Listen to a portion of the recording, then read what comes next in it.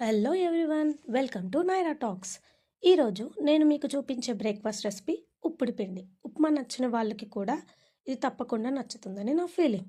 So దీనికి కావాల్సిన ingredients onion, కరివేపాకు, పచ్చిమిర్చి అండ్ బియ్యం పిండి. సో ముందు మనం స్టవ్ ఆన్ చేసి అందులో ఆయిల్ పోయాలి.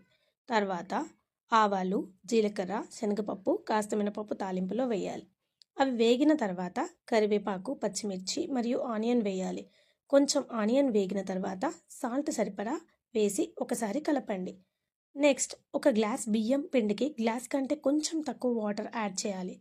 ఇప్పుడు వాటర్ పోసి మూత పెట్టి స్టవ్ పెద్దగా పెట్టండి. వాటర్ మరిగాక పిండి వేసి కలపండి. ఇక 2 మినిట్స్కి ఒకసారి కలుపుకుంటూ మూత పెట్టండి. పిండి ఉడికిన తర్వాత నేను వీడియోలో చూపించినట్టు కలర్ చేంజ్ అవుతుంది. అంతే అండి, ఫైనల్గా స్టవ్ ఆఫ్ చేసుకొని ప్లేట్లో సర్వ్ చేసుకోవడమే. Please like, share, comment and subscribe.